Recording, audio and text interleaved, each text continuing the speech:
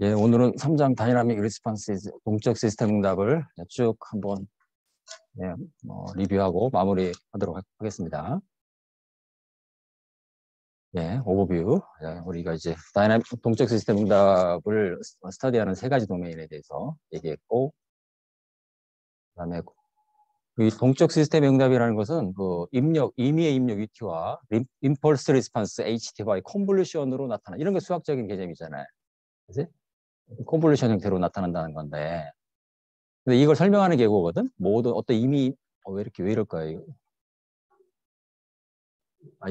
이거 간섭입니다. 이거하고 이게 간섭이 일어나서 그래. 지금 내가 옛날에 몰랐거든. 참 그렇습니다. 이게. 여기 보면 이렇게 이제 임의의 입력 있잖아요. 임의의 입력. 임의의 입력이 이런 모양 같겠죠. 자, 이걸 이제 사각 펄스로 쭉 자르는 거죠. 잘라서 각각의 사각 펄스에 대한 임펄스 리스폰스의 중첩. 선형 시스템은 중첩 원리가 적용된다는 거거든. 그래서 여기서 이제 컨볼루션 인테그랄이라는 정리가 나오는 거거든. 사실 이걸 수학적으로 엄밀하게 가자면은 이게 쉬운 내용이 아니야. 예를 들어서 이제 리니어 시스템 중에서도 타임 인베리언트 해야만 이런 어떤 그 두 번째 이런 관계식이 성립하고,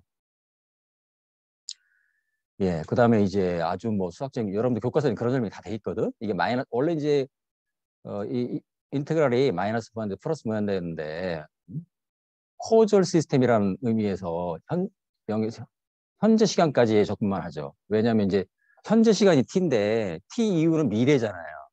근데 t 이후를 접근한다는 얘기는 미래의 입력을 갖다가 현재 출력에 반영한다는 얘기잖아. 근데 우리가 이제 물리적으로 생각하면 말이 안 되는데 수학적으로는 그걸 따질 일이 있거든. 그런 얘기가 되고, 자, 이렇게 이제 임펄스 리스폰스, 요건 이제 t 이퀄 어떤 타오라는 시점에 들어간 임펄스에 대해서 t라는 현재 시점에 나온 임펄스 리스폰스를 의미하는 거거든. 근데 이거는 이렇게 쉬프트 관계가 형성될 수가 있어요. 이거는 이제 LTI. 그러니까 이제 그 미분방 정식의 개수가 상수인 경우, 그게 타임 인베리언트라고 얘기하는 거죠. 그러니까 매스 스프링 댐퍼의 그 파라메타가 변하지 않는 경우는 그런 경우가 되는 거죠. 최종적으로 이렇게 컨볼루션 인테그랄로 형성된다는 거. 자, 이걸 통해서 이제 선형 시스템의 중첩의 원리를 얘기한 거고. 그래서 이제 여기서 이제 기본적으로 이제 선형 시스템 응답이라는 것은 이렇게 컨볼루션 형태로 나타나는데, 자, 뭐 인스테드 이렇게 표현됐는데, 이거의 라플라스 변화를 통해서 우리가 이제 이렇게 전달함수 HS를 끌어낼 수가 있었어요. 근데 이 전달함수 HS라는 게 결국은 뭐냐? 유닛 임펄스 리스폰스의 라플라스 트랜스폼이다라는 걸 알 수 있었다. 네.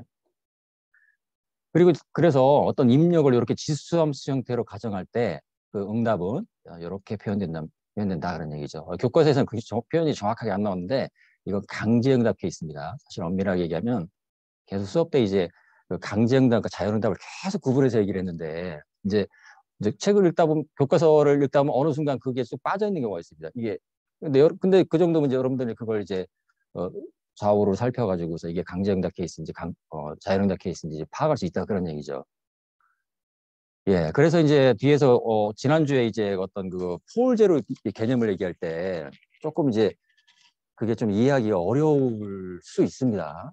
그래서 이제 전달함수의 분모의 근이 지루고 분모의 근이 폴이고 분자의 근이 지루인데 그런 얘기를 했었죠. 전달함수의 분자의 근과 동일한 주파수의 입력을 넣으면은 응답은 나타나지 않는다. 그래서 그걸 트랜스미션 제로라고 얘기했거든. 여기 보면 그렇죠. 여기서도 바로 여기서 출발한 거거든. 어떻게 보면 YT equal AH exponential ST. 그러니까 이제 여기서 여러분들이 뭐 강의 자료에는 그걸 자세하게 적지를 않았는데 만약에 S가 0이면 뭐예요? S가 0이면 exponential ST는 1이잖아. 이건 유닛 스텝 인풋의 케이스잖아. 그지? 그러니까 여러분들이 그 다루는 입력이라는 게 스텝 입력, 그다음에 이제 정연파가 있었는데 정연파라는 것은 S가 플러스 마이너스 J 오메가 항상 이게 콘주게이트로 들어가야 한다는 거거든. 왜냐면은 정연파는 코사인 아니면 사인이잖아. 그러니까 오일러의 아이덴티티의 관계시에서 익스포넨셜 j 오메가 t와 익스포넨셜 마이너스 j 오메가 t가 서로 컨비네이션으로 들어가야만 코사인이나 사인 형성되기 때문에. 그러니까 이것도 마찬가지입니다. 그래서 여러분들이 이걸 이렇게 얘기하면 또 내가 또 실수할 것 같은데 어쨌든 지금 리뷰를 하고 있는데 요 식으로부터 출발했다는 겁니다. 결국. 그래서 이제 예, 입력이 자, 이렇게 입력을 지수함수 형태로 표현된 이유는 자, 어떻게 보면 이 스텝 입력과 정연파 입력을 다 아우러는 표현이라고 할 수 있죠. S가 0일 때는 스텝. 물론 여기 이제 U가 이제 앞에 어떤 크기를 가질 수 있죠. A의 exponential SD 이럴 수 있잖아요. 이건 이제 A라는 크기를 갖는 스텝, A라는 크기를 갖는 진폭을 갖는 정연파 이럴 수 있다는 거죠. 그래서 이렇게 스텝 입력과 정연파 입력을 다 아우르는 그런 하나의 수학적 표현이라고 생각하면 되겠다 그런 얘기죠. 이렇게 넘어가라는 얘기지. 이걸 왜 이렇게 도대체 지수함수 들어가는 게 무슨 의미냐 이 고민을 빠지다 보면 이게 진도가 안 나가지. 예? 그럴 수 있습니다. 예. 그 다음에 그래서 여기서 이제 전달함수를 끌어내는 그런 과정이 있었고 이제 포스트 시스템이라는 것은 이제 이런 얘기가 있죠. 예, 가장 대표적인 것이 어떤 예, 나중에 얘기합시다. 그 예를 여기까지 들어면 안 되니까. RC 서킷 같은 경우는 이제 RC 필터 케이스인데 이것도 이제 간단하게 이제 이렇게 어떤 회로 방정식을 유도할 수가 있습니다. 그래서 전달함수를 또 이렇게 끌어낼 수가 있다. 네. 그 다음에 이제 전달함수를 끌어냈으면 바로 주파수 응답 얘기를 할 수 있다 그런 얘기를 했는데 결론적으로 이제 전달함수 HS가 주어졌을 때 S를 J 오메가로 치환하면서 그죠? S를 J 오메가로 치환하면서 그 어떤 정연파 입력에 대한 강제응답이죠. 이거 자꾸 엄밀하게 얘기하고 싶은데 강제응답은 이렇게 진폭은 M 오메가 A가 되고 위상은 파이 오메가가 된다. 근데 이 M 오메가는 뭐냐? 이 전달함수 복수함수. 그러니까 S의 J 오메가를 대입했으면 전달함수는 복수함수가 되는 거죠. 실수 파트와 이미지너리 파트를 갖는 요 전달함수의 크기가 M 오메가가 되고 요 전달함수의 위상이 복수함수의 위상이 여기 있네요. 여기 있죠? 이렇게 위상이 요 파이 오메가가 된다. 그런 얘기를 했죠. 그래서 이제 우리가 이제 자연스럽게 주파수 응답을 중첩의 원리로부터 끌어낼 수 있다는 거예요. 그러니까 정연파 코사인 오메가의 정연파가 들어간다는 얘기는 사실 익스포넨셜 j 오메가 t와 익스포넨셜 마이너스 j 오메가 t가 이렇게 콤비네이션으로 들어가는 거죠. 그래서 2분의 1로 나눠야 되죠. 진폭 A를 가지면 A를 곱해주고 이렇게 되면 되죠. 예? 그러니까 이제 여기 A가 됐으면 이렇게 이런 입력 이런 지수함수 입력이 그러니까 허수를 지수를 갖는 지수함수 입력이 두 개가 들어간다 생각하면 이해가 된다 그런 얘기지. 이런 얘기를 했었고, 그다음에 그래서 이제 이게 아주 뭐 아름다운 공식, 뭐 오일러 항등식 얘기를 했었습니다. 그다음에 그래서 이제 포스트 오더 시스템에 대해서 바로 이제 보드 플롯이 나왔단 말이죠. 예, 이게 이제 여러분들 3학년 자동제에서는 뭐 주파수 응답 이런 보드 선수가 저 뒤쪽에 나오는데 여기 바로 단도직입적으로 왜냐하면 이제 이 책에서는 이제 우리가 그 응답을 얘기할 때 시간 응답, 주파수 응답을 동시에 다루고 있는 거예요. 그래서 보드 플롯이라는 것은 HS의 제오메가를 치환한 요거의 크기가 요 매그니튜드 플롯이죠. 그다음에 요거의 위상, 그것이 페이지 플롯이 되는 거죠. 네. 그래서 요거는 이제 그 정리한 거죠. 주파수 응답이라는 것은 주파수를 갖는 입력에 대한 주파수를 갖는 입력이 뭐예요? 정연파 입력이죠. 시누소이덜 인풋. 주파수를 갖는 입력에 대한 강제응답을 우리가 주파수 응답이라고 부르는 겁니다. 그러니까 주파수 응답을 구한다는 의미는 M 오메가와 파이 오메가를 구한다는 의미와 같은 거. 요 오메가 뺐는데 M 오메가와 파이 오메가 그러니까 전달함수의 크기와 이상을 구한다는 의미와 주파수 응답을 구한다는 의미는 같은 거죠. 왜 언제든지 M 오메가 플랫 파이 오메가 플랫이 주어졌으면 시간 응답은 바로 눈으로 읽을 수 있기 때문에 그런 거예요. 눈으로 읽을 수 있기 때문에 진폭은 M 오메가로 진폭하고 위상은 파이 오메가로 쉬프트 되고 이렇게 되는 거지. 근데 피지컬 시스템은 파이 오메가가 항상 마이너스라고 얘기했어요. 그래서 항상 페이지 렉이 걸리는 것이지. 그건 이제 물리적으로는 이제 입력보다는 출력은 어쨌든 늦게 나타난다는 거야. 내가 입력을 딱 넣는 순간 약간의 시간차를 두고 출력이 나타나죠. 그게 이제 바로 페이지의 의미가 되는 거지. 오메가로 못 보면 이거 이제 타임 딜레이 또는 여기 델타 t라고 있죠? 델타 t. 델타 t라는 시간만큼 약간 느리게 나타나는 거죠. 그게 이제 오메가 디펜던트하다는 거예요. 오메가가 저주파냐 고주파냐에 따라서 이 페이지 렉 또는 타임 딜레이가 크냐 작냐가 결정된다는 거거든. 일반적으로는 고집할 때는 응답이 좀 늦게 나타나죠. 예, 그런 겁니다. 이렇게 구분할 수가 있고, 그다음에 라플라스 트랜스폼, 여러분들이 학부 자동차 시간에 다뤘지만, 라플라스 트랜스폼의 프로퍼티, 성질에 대해서 필수적으로 여러분들이 머릿속에 갖고 있어야 될 이 빨간색 박스들. 그다음에 이제 응답을 구할 때 이렇게 이제 부분분수 전개, 어떤 파셜 프랙션 익스펜전을 통한, 그러니까 1차항의 팩터로 분리한 다음에 그 1차항들을 역변환해서 그 1차항들의 조합으로서 우리가 이제 시스템의 응답을 구할 수 있다 그런 얘기죠. 네.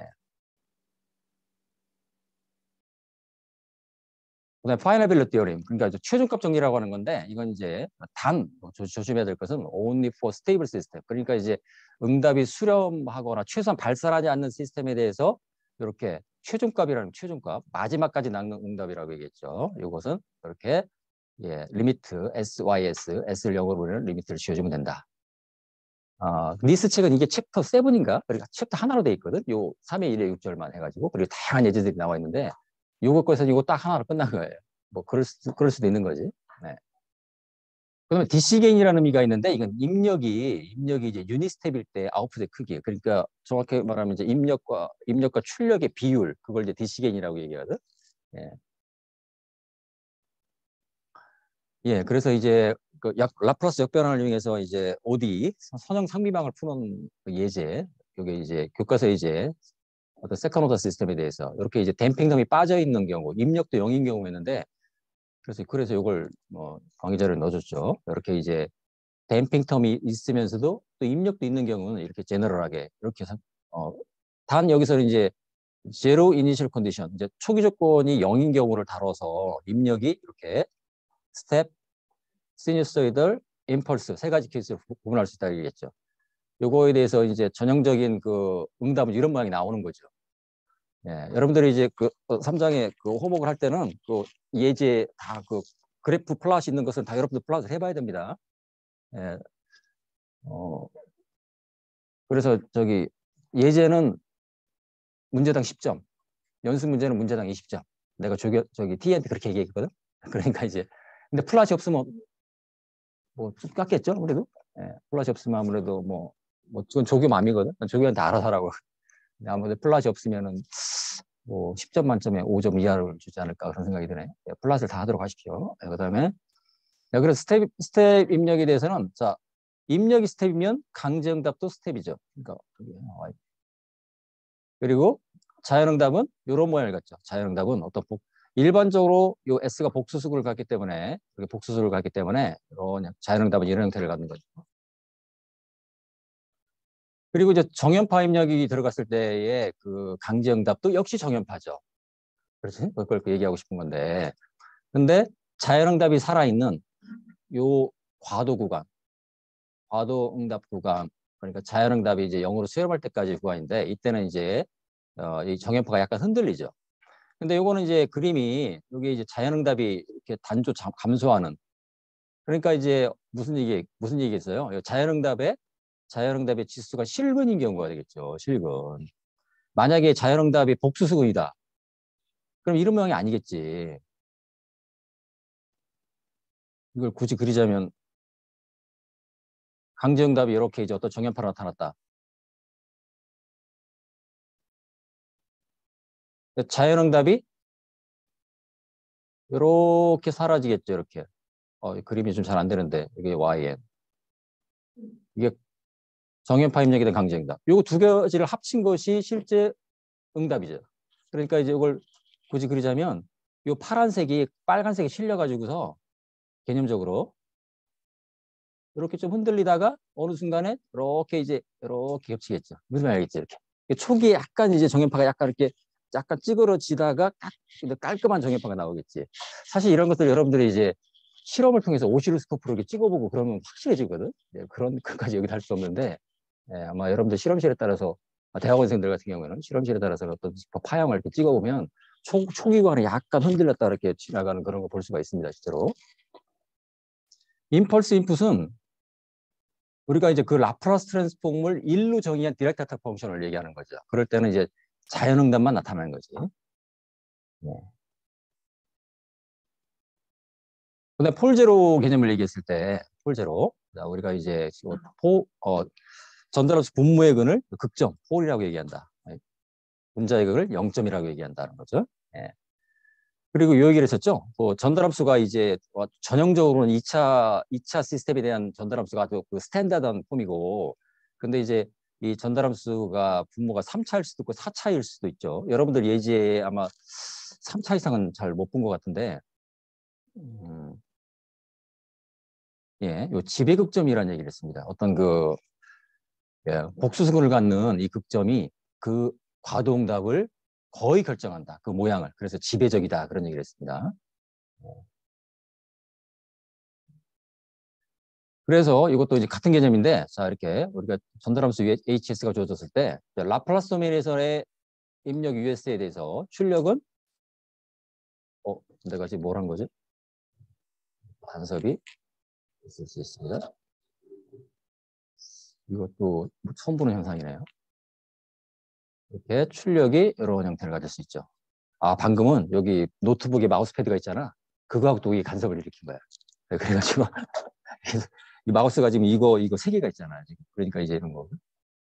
그래서 여기서 이제 자, 이거죠. 우리가 이제 이런 어떤 지수 함수 형태를 갖는 입력이 들어갈 때 이렇게 가정할 수가 있죠. S0가 1이면 이제 스텝이고 S0가 이제 플러스 마이너스 J 오메가면 이제 정연파 입력이 되는 거죠.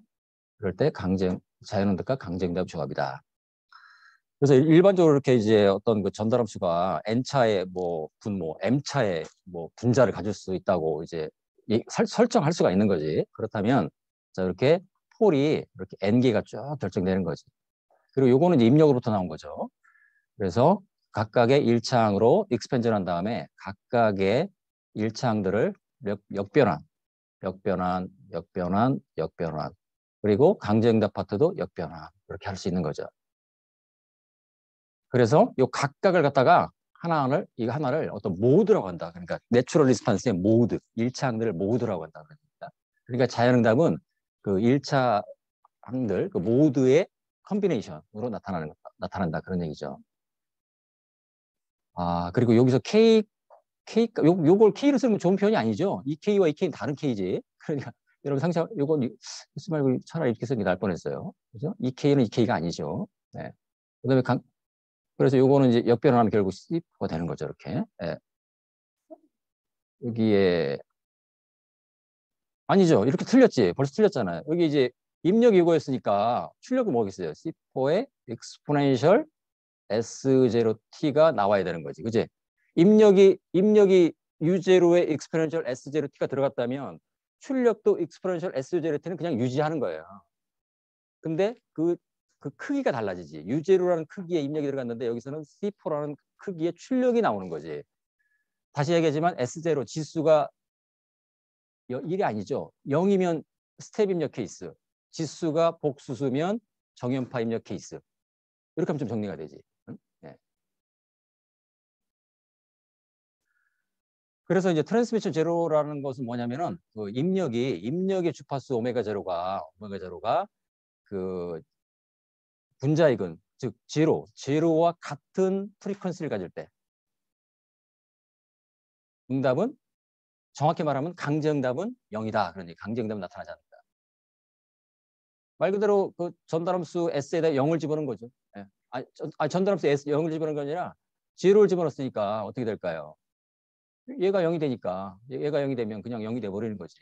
그렇게 생각할 수도 있고 또는 아니 내가 좀 착각했죠. 이게 아니죠. 엉뚱한 얘기를 하고 있네요.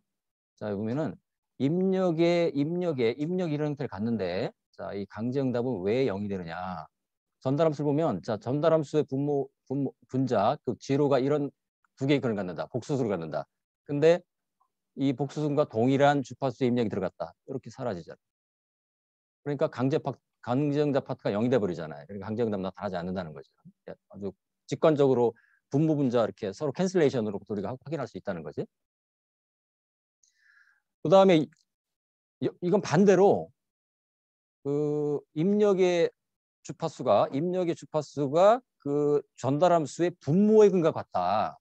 이럴 때는 응답이 너무 크게 나타나는 거지. 그러니까 아까는 이제 제로와 같은 주파수가 들어갈 때는 입력이 아예 안 나타나고 강정답이 반대로 입력의 주파수가 분모의 근, 즉 폴, 사실 내추럴 프리퀀시지.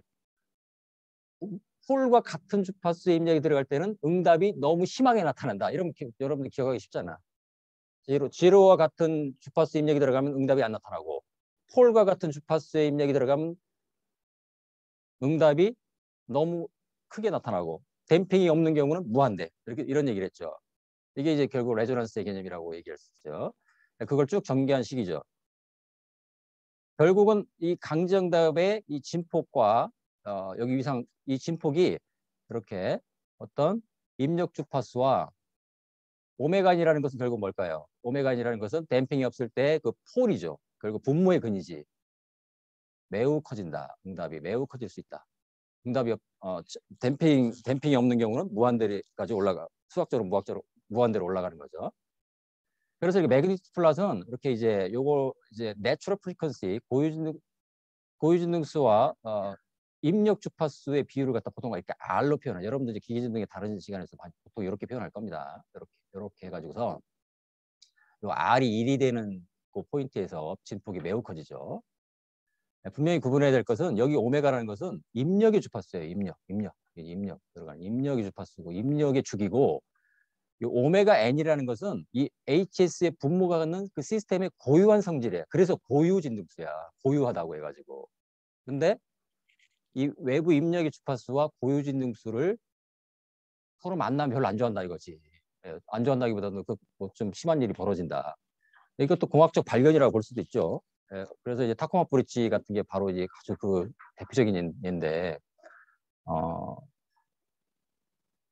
그래서 요 그림, 내가 강의자를 만들면서 제일 잘 그렸다는 그림이 난 이거라고 생각하거든. 그래서 이제 이게 주파수 응답, 그러니까 이제 시간축, 이게 보면 시간축과 이 프리퀀시 축, 이걸 동시에 볼 수 있어야 되겠다니까. 시간축으로 볼 때 파형이 쭉 흘러가죠. 그다음에 프리퀀시 축으로 보면은 이 정연파 출력의 피크치들, 이 피크치들에 해당되는 것이 결국 그 전달함수의 매그니트 플러스에 해당되는 겁니다. 마찬가지예요. 보통 이제 A가 1인 경우를 많이 설정하는데 뭐 A가 1이 아니면 그만큼 이제 크기만 늘려주면 되겠죠.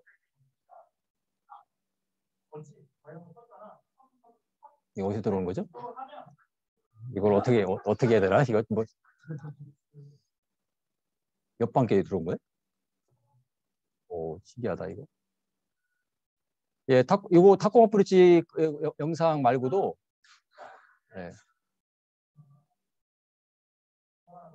그러면 가면서 이걸 어떻게 해결해야 되지 않을까요, 우리? 그래서 어떻게? 네, 그리고 여러분들 이제 그 예제에 그 플롯이 나올 때는 이렇게 이제 매트랩 펑션들을 이용해서 다 플롯을 해보기 바랍니다.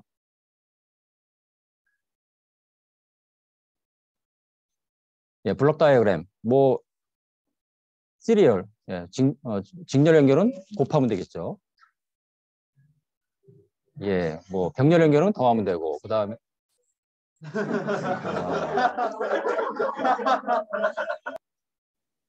여러분들 실제적으로 신경 써야 될 것은 여기 페르프 시스템, 페르프 시스템의 전달함수 가는 건데, 뭐 요 정도는 뭐 여러분들이 이런 뭐 메이슨들을 몰라도 사실 할 수 있는데, 자 우리가 페르프 시스템의 전달함수는 자 이게 페르프 시스템 요걸 이제 보통 기준 입력이라고 얘기합니다. 그래서 레퍼런스의 R이거든. 그다음에 이건 출력이죠.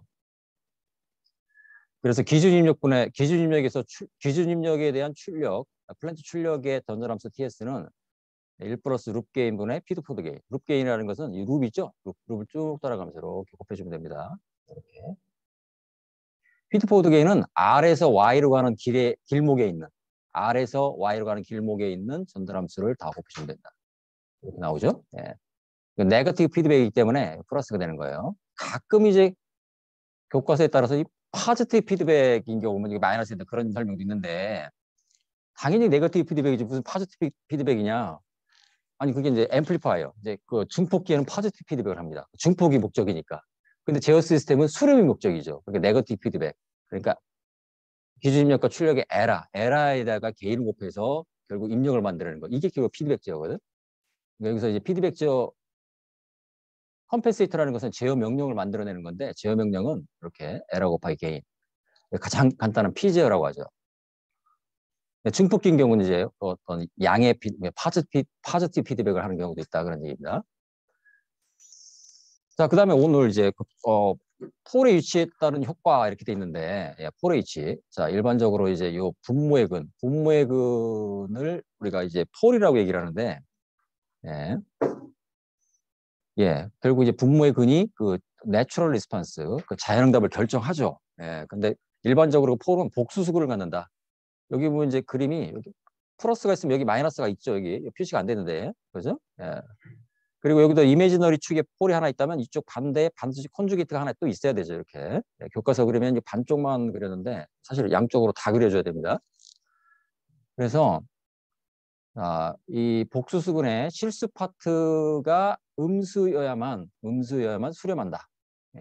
그러니까 이 복수수근의 복수수근의 실수 파트가 음수일 때만 그 자연응답의 그 모두들은 수렴한다 그런 얘기죠. 그러니까 이제 분모의 근이 여러 개가 있었는데 그 중에 하나라도 발산하면 전체 발산이죠. 연못에 미꾸라지가 한 마리냐 두 마리냐 어쨌든 흙탕물이면 어차피 흙탕물이니까 그렇게 얘기를 했습니다.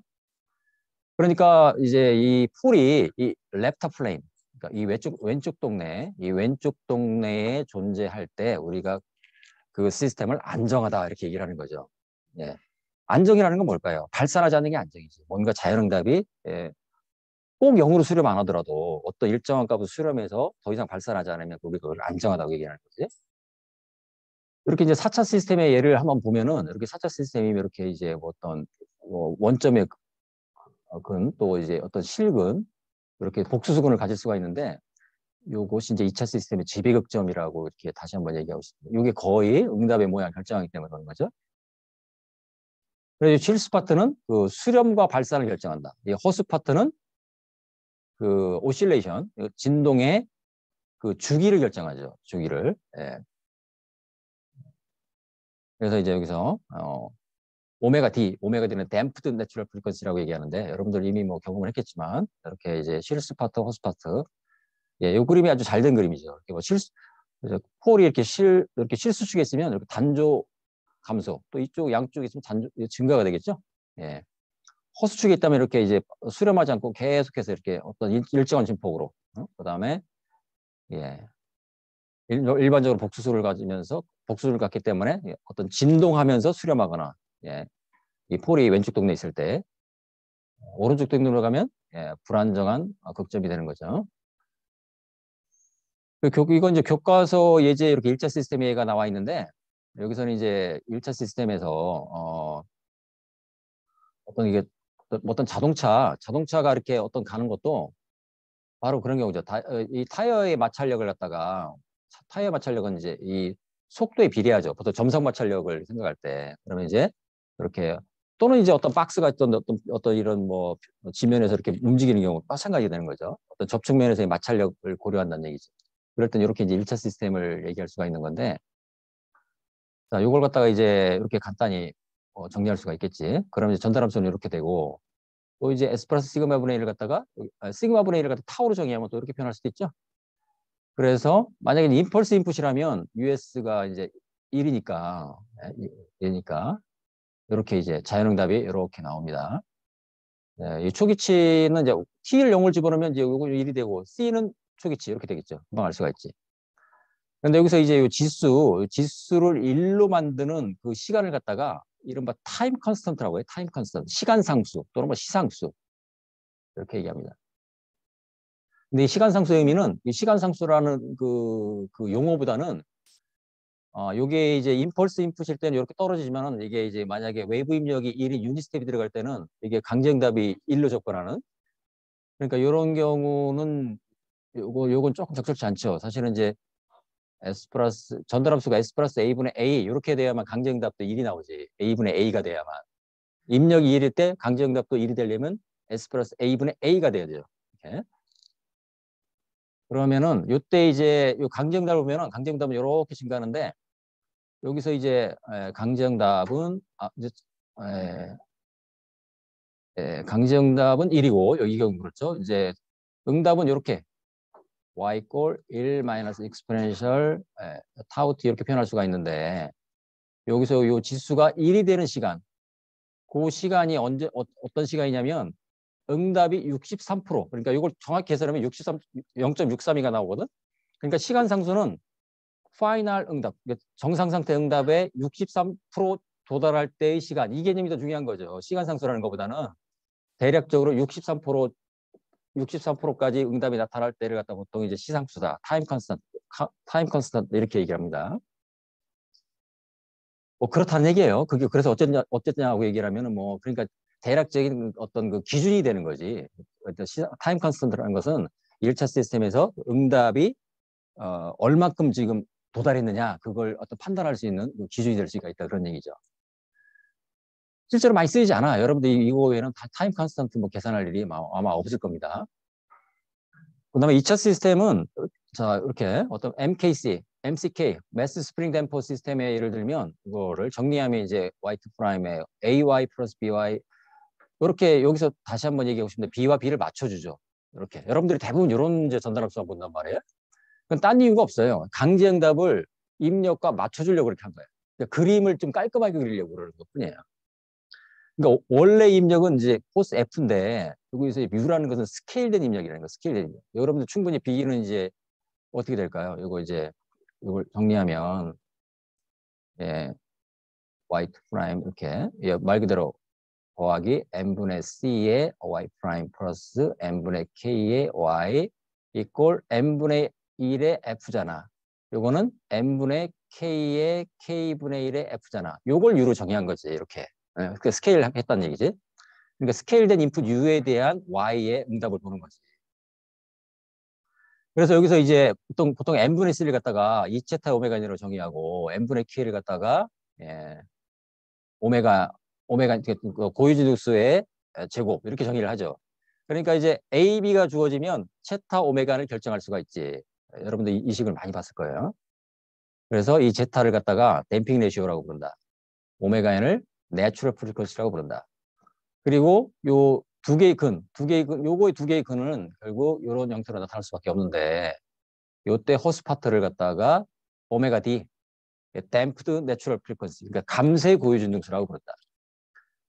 그런 얘기죠. 네. 우리가 수업을 3시에 시작했죠. 그러니까 예. 자, 그래서 시그마 실수 파트는 수렴 속도를 결정하고 허스 파트는 진동 주기를 결정한다. 원점에서 멀어질수록 프리퀀시는 빨라지죠. 그 얘기는 주기는 짧아진다는 얘기지. 그리고 원점에서 실수가 멀어질수록 지수가 커지기 때문에 수렴 속도는 증가한다. 그런 얘기가 되는 거지. 그래서 임펄스 리스폰스 예, 그다음에 스텝 리스폰스 예를 두 개를 들었는데 뭐 앞에서 얘기했던 거 똑같은 얘기입니다. 여기서 보면 임펄스 리스폰스 이때는 이제 그 전달함수의 라플라스 트랜스폼이 1인 케이스이기 때문에 이렇게 자연응답만 나타난다. 예. 쭉 전개를 해주면 익스포넨셜 마이너스 시그마 t 요것이 이제 그 수렴 발산을 결정하는 거죠. 그다음에 요것이 요 정연파 파트가 결국 이제 오실레이션의 주기를 결정하는 거지. 자, 그리고 이렇게 결정해서 A, B를 합성하면 M과 파이로 이제 구할 수가 있는데, 이건 좀 내가 이걸 정리하면서 M 파이 대신 다른 걸 쓸 걸 그랬다는 생각이 들었어요. 왜냐하면 이제 주파수 응답에서의 M과 파이와는 이거 파이와는 전혀 관계가 없는 거야. 네, 이거는 여기에서 M과 파이는 요 A, B를 합성한 거일 뿐이다. 그래서 이제 주파수 응답에서 전달함수의 크기 M 오메가, 전달함수의 위상 파이 오메가와 이 M 파이 오메가 전혀 관계 없어요. 그러니까 이거를 M 파이 대신에 뭐 다른 걸로 뭐 뭘로 써야 할지 모르겠는데 예, 하여튼 구분해 주면 좋습니다. 상관함수로 그냥 합성한 것뿐이다. 이걸 갖다가 이제 코사인으로 합성할 수도 있고 여기 썼네요. 사인으로 합성할 수도 있죠. 이렇게. 네. 그래서 이제 오실레이션의 피크치도 이렇게 연결하면은 요 피크를 연결한 그 곡선을 보면 이게 바로 이제 익스포넨셜 마이너스 시그마 t가 정확히 일치합니다. 예. 다른 교과서에서 이런 그림 봤지 아마? 예, 나왔을 거예요. 그다음에 이제 그 계단 입력에 대해서는 이렇게 강제응답은 이제 계산 출력이 나오겠죠. 이렇게 C3를 결정하면 여러분들이 강제응답을 구할 수가 있다. 예, 이것도 이제 또 추가적으로 여러분들 또 이제 초기 조건이 0이 아닌 경우에 대해서 이제 여러분들 이건 연습을 해봐야 되는 건데 초기 조건이 0이 아니라면 이만큼 딸려 나오죠. 이만큼 딸려 나옵니다. 초기 이제 전달함수 유도할 때는 이렇게 초기 조건 0이라는 가정에 여기까지만 썼는데 초기치가 0이 아니라면 이 부분도 같이 역변화를 해줘야 된다. 그 얘기죠. 자, 그 다음에 요거는 또 이제 또 정리를 했는데 이게 그래서 이제 그 강의자를 정리하다가 너무 과도하면 오히려 학생들에게 혼란을 준다는 생각에서 내가 좀 그런 생각이 들었는데 그러니까 여러분들이 이걸 적절히 취사 선택을 하면 돼. 교과서를 보면서 굳이 이건 안 봐도 돼. 그럼 스킵해도 좋습니다. 근데 요 개념은 왜 필요하냐면은 지금 이제 라플라스 역변환을 이용해서 라플라스 변환 부분 무슨 전개, 라플라스 역변환 이 과정을 통해서 미방해를 구했잖아요. 근데 이렇게 선형 미방 같은 경우는 여러분들이 이미 그 다른 수학 과목에서 다이렉트 솔루션을 구해봤다 이거죠. 내추럴 프리퀀시라는 것은 외부 입력이 0일 때 초기치의 응답이라고 얘기를 한다는 거예요. 입력이 없어도 초기치의 응답은 나타날 수가 있어요. 스프링을 이렇게 당겼다가 딱 놓으면 어떻게 돼? 초기치만 준 거지. 그럼 진동이 나타나지. 그럴 때 이렇게 입력을 지수함수로 가정하고 대입하면 자 이런 2차 방식을 얻을 수가 있죠. 여기서 결국 최종적으로 이렇게 자연응답은 지수함수의 컨비네이션 형태를 가질 수밖에 없다. 그리고 강제응답이라는 것은 외부 입력에 의한 강제응답이라는 얘기인데 자 여러분들 잊지 말아야 할 것은 강제응답은 입력의 형상을 따라간다. 선형 시스템의 경우에 계단 입력이 들어가면 계단 출력이 나온다. 정연파 입력이 들어가면 정연파 출력이 나온다. 그런 얘기죠. 그러니까 계단 입력 A라는 크기의 계단 입력이 들어갔다. K라는 어떤 크기의 계단 출력이 나올 텐데 이걸 결정하는 방법은 오리지널 미방이 그대로 대입하죠. 대입하면 얘는 0이잖아. 그러니까 계단 입력에 대한 강제응답은 그냥 눈으로 읽히지. A2분의 B 곱하기 A 이렇게. 그렇죠? 이렇게. 쉽게 결정할 수 있다는. 실제 이제 자동 제어 같은 데서 이런 건데 시험 문제 내봤어요. 뭐 1초 만에 풀 수 있으니까. 이제 개념을 없으면 그걸 잘 못하는데 개념을 알면 눈으로 그냥 읽을 수가 있다는 거지. 그다음에 정연파 입력에 대한 그 출력도 정연파 출력이 될 텐데 분명히 이제 이렇게 진폭이 변하고 위상이 변하겠죠. 여러분들이 이미 이제 그 주파수 응답 개념을 갖고 있다면 D라는 것은 M 오메가의 A, 파이라는 것은 전달함수의 위상 그렇게 딱 들어왔을 텐데 그 개념이 없어도 어떻게 될까요? 이 폼을 오리지널 미방에 대입하면 B1, B2를 결정할 수 있죠. 한번 해보세요. 결과가 똑같이 나올 거예요. 네. 그래서 이렇게 이런 정연파 입력에 대해서 B1, B2를 결정할 수 있는 거죠. 이건 이제 주파수 응답이라는 그 어떤 개념이 없어도 여러분들이 충분히 구할 수 있고 그래서 전체 응답이라는 것은 자연응답과 강제응답의 합으로서 그리고 이제 조심해야 될 것이 초기치를 결정할 때는 반드시 전체 응답에 대해 적용해 줘야 된다. 여기서 좀 틀리는 경우가 있거든. 초기치를 결정할 때는 초기치를 적용해서 자연응답의 개수를 결정할 때는 말이 좀 틀렸죠. 자연응답의 개수를 결정할 때는 즉 여기서 C1, C2를 결정할 때는 전체 응답에 대해서 초기치를 적용해야만 되는 겁니다. 그건 좀 실수할 경우가 많이 있다는 거야. 자, 그리고 3회 사전은 이제 타임 도메인 스펙인데 이건 이제 어떻게 보면 그 피드백 시스템, 그러니까 피드백 제어 시스템을 우리가 설계한다는 의미는 그 과도응답과 정상 상태의 응답에 대한 스펙을 준다는 얘기거든. 예를 들어서 그 제어 시스템이 라이즈 타임이 얼마 이하가 되도록 해라. 얼마 이하가. 예를 들어 얼마 이하가. 그러니까 응답이 빠르기를 결정하는 거죠. 그다음에 이 피크치를 갖다 오버슈트라고 얘기하는데 이 피크치 오버슈트가 얼마 이하가 되도록 하라. 그다음에 세틀링 타임. 뭐 정착 시간이라고 번역을 하는데 세틀링 타임은 최종값에 대해서 플러스 마이너스 1%. 꼭 이건 교과서마다 좀 달라요. 어떤 교과서는 플러스 마이너스 3% 이렇게 되는데 근데 그건 중요하지 않아요. 어쨌든 최종값에 대해서 일정한 오차 안으로 들어가는 시간을 우리가 세틀링 타임이라고 얘기하는데 이 세틀링 타임도 어떤 시간 이하가 되도록 이렇게. 그리고 오버슈트도 얼마 이하가 되도록 이렇게 설정할 수 있겠죠. 예. 근데 이제 라이즈 타임, 뭐 상승 시간이라고 얘기하고 오버슈트 이거는 그냥 오버슈트라고 번역을 하지 그냥. 세틀링 타임, 정착 시간을 이게 체타 오메가 n과 대략적으로 이러한 릴레이션십을 갖는다 그런 얘기. 대략적입니다. 대략적. 이 관계식을 가지고 이제 요 TR, MP, TS라는 스펙이 주어지면 이거로부터 거꾸로 이제 오메가 n과 제타에 대한 스펙으로 여러분들이 환산할 수가 있지.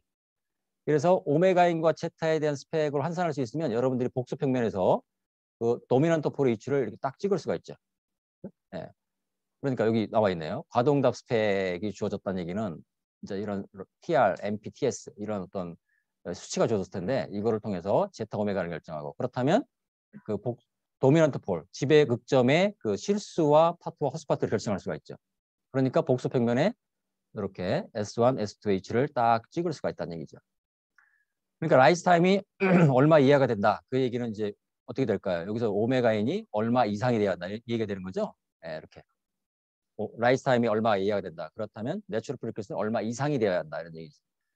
근데 내추럴 프리퀀시는 이 원점에서 요 어떤 폴까지의 거리. 왜냐하면 이건 이제 제타 오메가 n 플러스 마이너스 j의 루트 1 마이너스 스퀘어의 오메가 n 요건데 S1가 요거 스퀘어루트를 해보세요. 그럼 오메가 n이지. 그러니까 그 다음에 이제 또 하나는 요 세타는 뭐냐면 오메가 d분의 시그마인데 이거는 사인 세타는 제타라는 관계를 갖죠. 이렇게. 예, 이렇게. 사인 세타는 제타와 같다. 예, 이것도 여러분들 많이 봤을 겁니다. 그러니까 오메가 n 그렇게 됩니다. 오메가 n 사인 세타는 시그마죠. 오메가 n 사인 세타는 시그마. 그 관계식으로부터 사인 세타는 제타라는 걸 알죠. 제타라는 걸 알 수가 있다. 그렇다면 이 제타 댐핑 레시오에 대한 스펙이 주어지면 이 세타가 결정되죠. 그러니까 이 각도가 결정된다는 거지. 이 각도. 그러니까 이 폴은 도미넌트 폴은 이 반원 바깥에 있어야 되고 그리고 또 제타 스펙에 의해서 오메가 n과 제타가 결정되면 이거에 의해서 반원의 반지름이 결정되고 제타에 의해서 이 각도가 세타가 결정되고 그러니까 이 폴은 이 스펙을 만족하기 위한 페르프 시스템의 폴은 요 바깥 영역 요게 존재해야만 되는 거지. 이렇게 범위가 나오는 거지. 그러니까 요 빗금침 영역 어디에 폴이 있어도 스펙을 만족하는 거지. 근데 스펙을 줄 때 라이스 타임은 예를 들어서 0.5초 이렇게 주는 경우는 없어요. 예를 들어서 세트링 타임은 몇 초 이렇게 딱 맞춰라. 스펙은 그렇게 주지 않죠. 범위를 주지. 얼마 이하가 되도록, 얼마 이상이 되도록 이렇게 보통 준다는 얘기지. 예.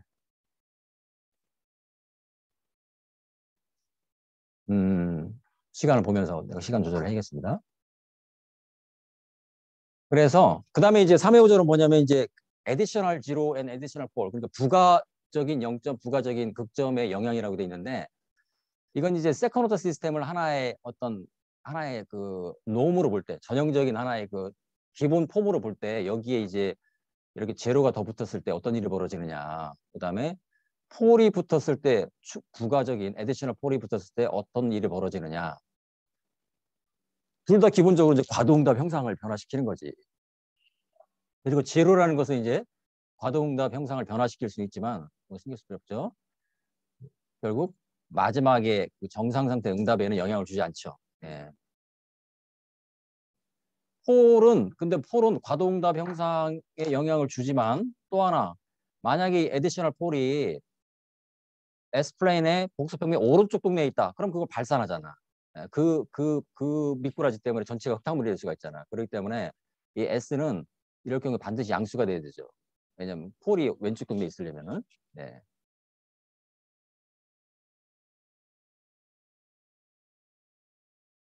예. 그겁니다. 그리고 이제 3회 5절에서는 내가 보니까 요 예제 하나만 하면 될 것 같아. 요거. 예. 나머지 예제는 굳이 하지 않아도 된다. 예. 그리고 이제 요거 이제 넌 미니멈 페이지 시스템이라는 개념이 나오는데 그 제로는 왼쪽 동네에 있으나 오른쪽 동네에 있으나 안정성에 영향을 주지는 않죠. 안정성에 영향을 주지는 않는데 이 넌 미니멈 페이즈 그러니까 RHP 제로. 제로가 오른쪽 동네에 있는 것은 좀 눈여겨볼 필요가 있는 것이 왜 그러냐면 초기권에 이게 이제 그 어떤 에어크래프트 그 애투스 그러니까 고도 제어 시스템의 응답인데 요렇게 이제 초기권에 언더슈트가 나타나요. 언더슈트. 그러니까 무슨 얘기냐면 이제 항공기가 고도를 바꿀 때는 이렇게 이제 고도를 유지하고 가다가 고도를 올리려면 이제 엘리베이터를 치죠. 엘리베이터에 의해서 이제 올라가는데 고도가 약간 떨어져서 이렇게 올라간다는 거예요. 물론 이제 요즘은 자동제어 시스템이 다 그걸 오토파일럿 맞추긴 하는데 원래 그 항공기라는 그 동력학적 특성상 그렇다는 겁니다. 이렇게 이제 쭉 가다가 약간 가다면 이렇게 올라가는 거죠. 그게 바로 이제 언더슈트를 말하는 거거든. 이렇게. 그래서 여러분들이 이제 이거는 이제 그 항공기의 그 엘리베이터 앵글. 여기 보면 이제 항공기가 이렇게 있으면 이제 주날개가 이렇게 있고 어떻게 되나요? 이 꼬리 날개가 이렇게 이제 에어포일 형태가 이렇게 있죠.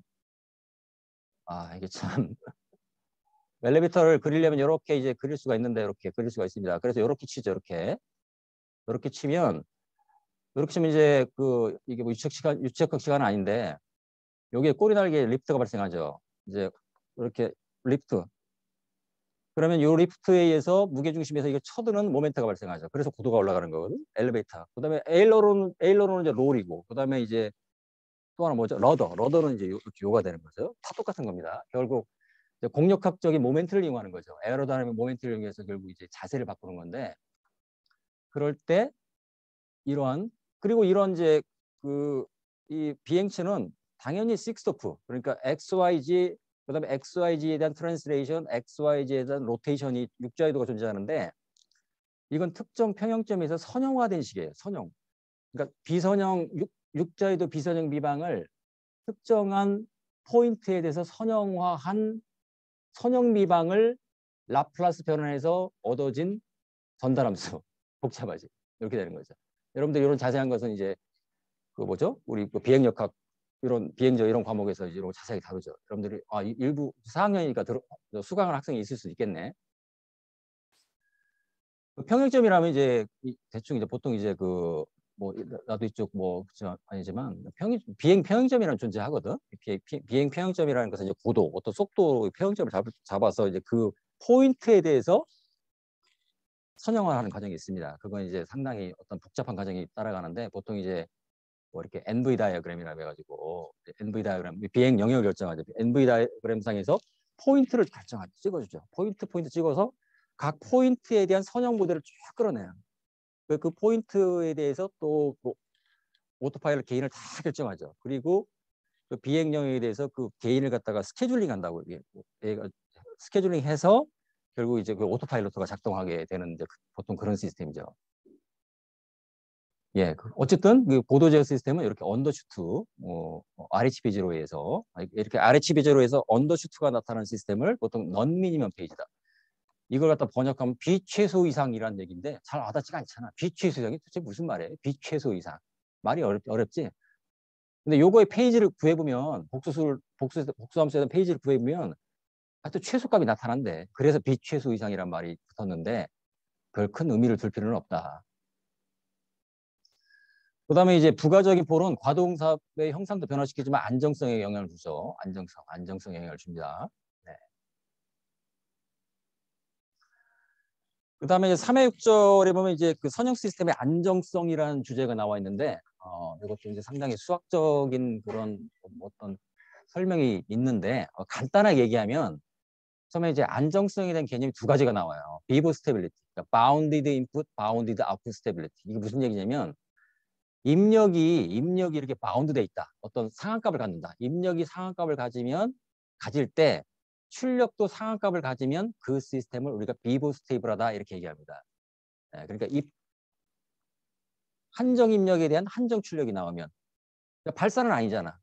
그러니까 그건 우리가 그럴 때 이제 비보 스테이블리티라는 개념이 그거고, 또 하나는 인터널 스테빌리티라는 게 뭐냐면 이거는 그 전달함수의 분모의 근에 실수 파트가 음수를 가지면 당연히 자연응답은 수렴하죠.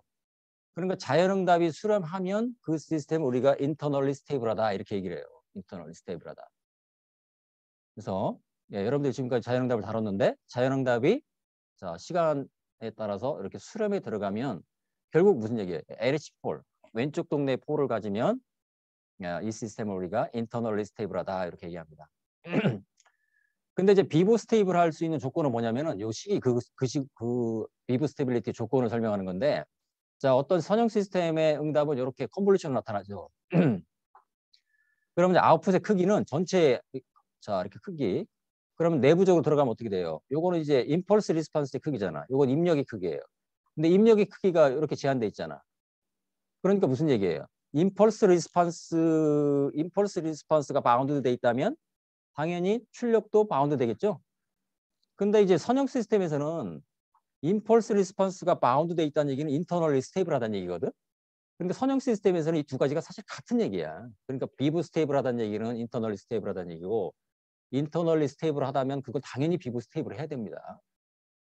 그러니까 이걸 구분하는 것은 사실 이제 선형 시스템에서는 큰 의미를 갖지 못한다. 비선형 시스템에서는 의미를 가질 수 있죠. 비선형 시스템에서는 이제 여러분들이 학부에서는 이제 비선형 시스템을 전혀 다루진 않는데, 이른바 이제 그 리아프노프 스테빌리티에서 인터널 스테빌리티를 따집니다. 그럴 때는 이제 비브 스테빌리티와 이 어떤 그 인터널 스테빌리티를 구분할 필요가 있는데, 선형 시스템에서는 사실상 두 가지가 같은 얘기다, 그런 얘기입니다. 그 정도를 얘기하면 되고, 자, 그래서 우리가 이제 시스템 응답을 이렇게 자연응답과 강제응답으로 구분해 생각할 수가 있는데, 폴의 개념을 따지는 것이 우리가 이제 인터널 스테빌리티. 그러면 이제 예, 뭐 이미 여러분들이 이미 익힌 내용입니다. 폴의 위치에 따라서 우리가 모든 폴이 왼쪽 동네에 있으면 스테이블하죠. 예. 여기서 at least one, 그러니까 이제 하나라도 오른쪽 동네에 있으면 불안정. 당연하죠. 미꾸라지 한 마리라도 있으면 불안정해지는 겁니다. 그다음에 만약에 폴 중에서 이렇게 허수축에 걸친 허근을 걷는 폴이 있다. 얘는 발산도 아니고 수렴도 아니죠. 이럴 때를 뉴트럴리 또는 마지널리 스테이블하다. 우리말로 번역하면 중립안정이다. 이렇게 얘기를 하죠. 네. 이건 안정도 아니고 불안정도 아닌데 안정한 거로 쳐줍니다. 그래서 중립안정으로 하는 거야. 발산은 안 하니까. 네. 그다음에 비브 스테빌리티는 얘기한 대로 자, 바운디드 인풋에 대해서 바운디드 아웃풋이 나오면 우리가 비브 스테이블하다고 얘기합니다. 그다음에 뭐 마찬가지 얘기인데 과동답 안정성이라는 것은 이건 이제 그 루스 스테빌리티, 여러분들 이제 이미 3학년 자동제어 때 구한 그 루스 이런 테이블 많이 구해봤잖아요. 이렇게 여기도 예제가 있는데 루스 스테빌리티라는 건 뭐냐면은 여기 있죠.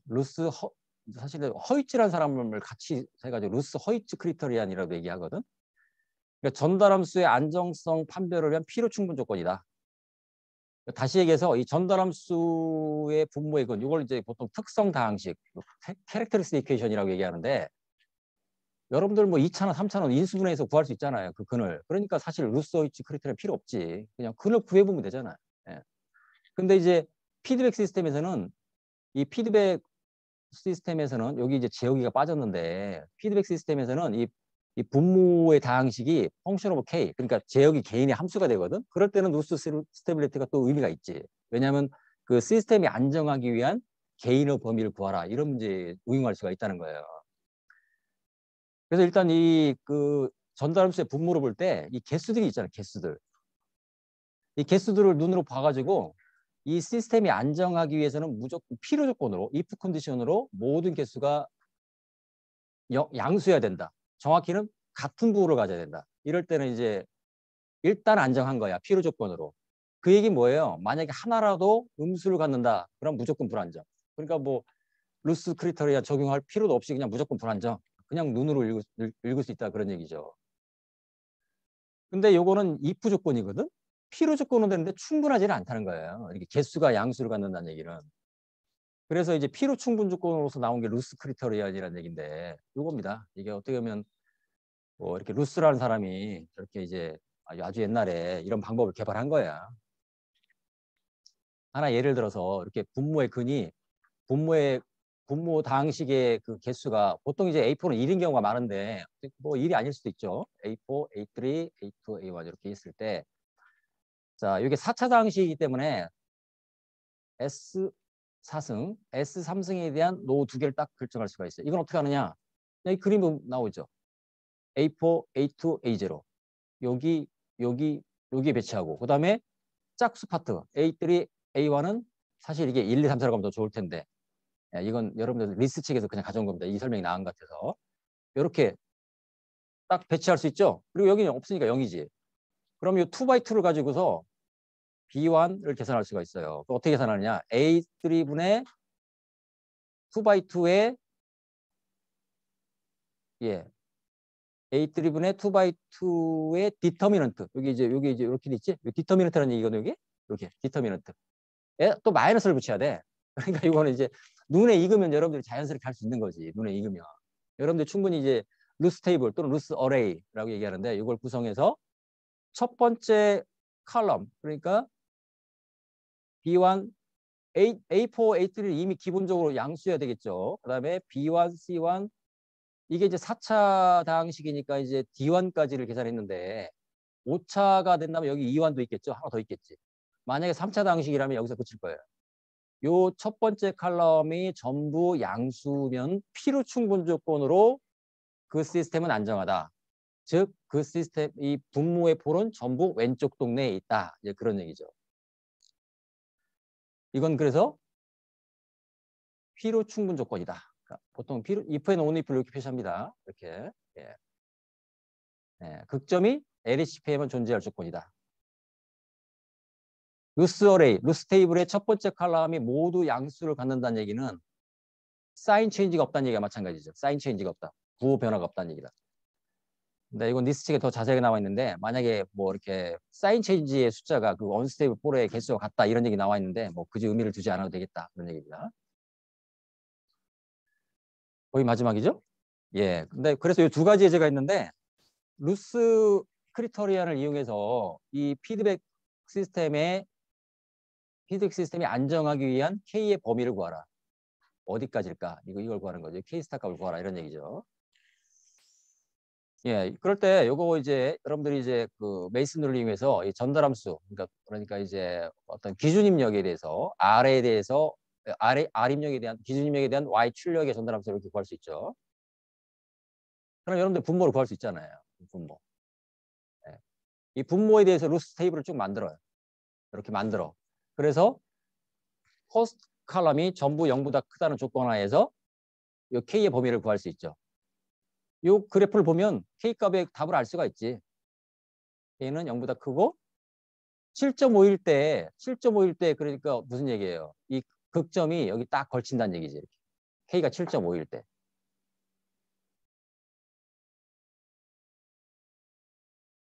읽을 수 있죠? 이렇게 우리 답이 이렇게 나온다는 얘기지.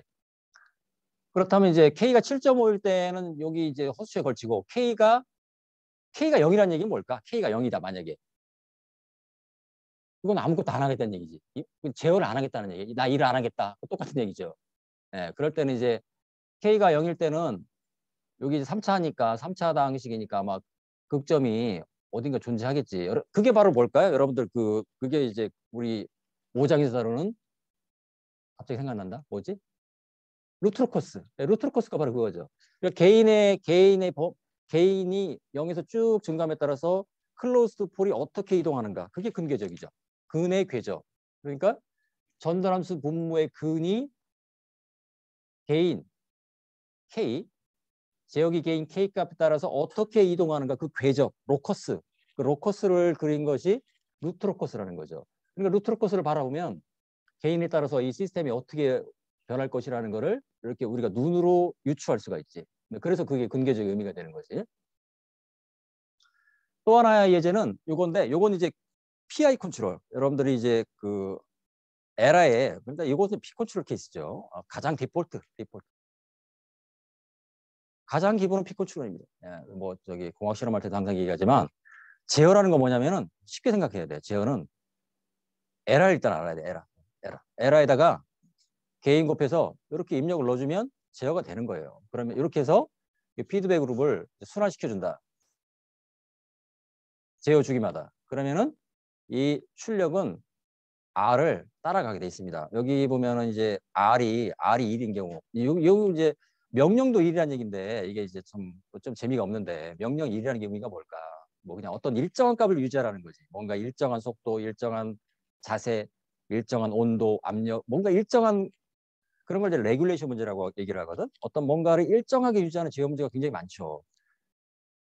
그럴 때 그 1이라는 어떤 그 기준 명령을 따라가는 그 개인에 따라서 따라가는 모양새가 이렇게 달라지죠. 그리고 과도응답이 차이가 난다는 얘기지. 과도응답이.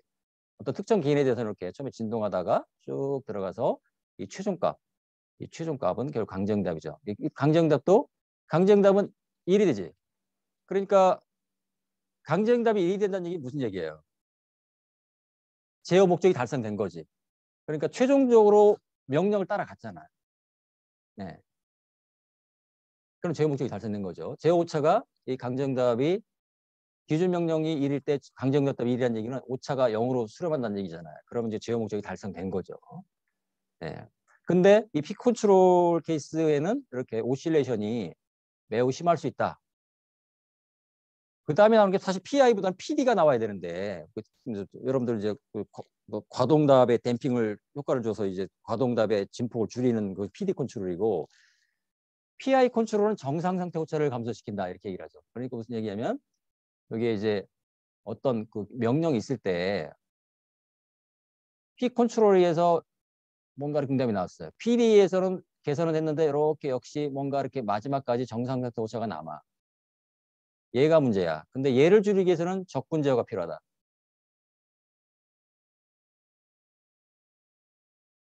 이게 아니고 어디로 사라졌나요?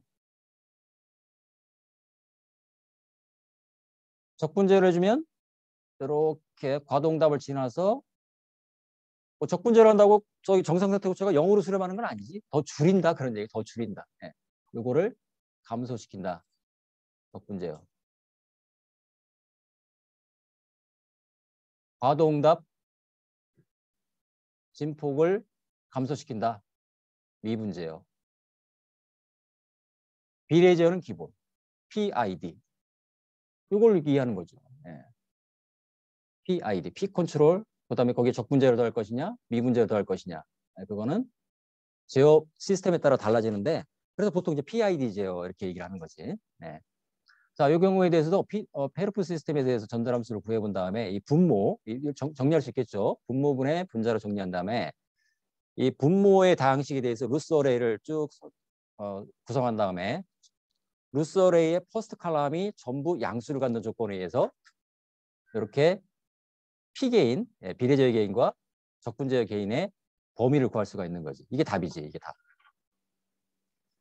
여기 봐도 읽을 수 있잖아. KI와 사실 KP라고 표시하면 더 좋은데, 그죠? 이거 KP, KI 이렇게.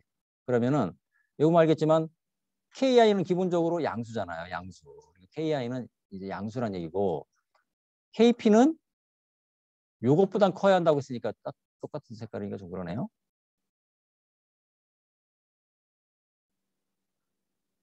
요 KP는 요것보다 커야 한다는 얘기죠. 이 직선의 방정식이 있겠죠. 이게 절편은 마이너스이고 기울기는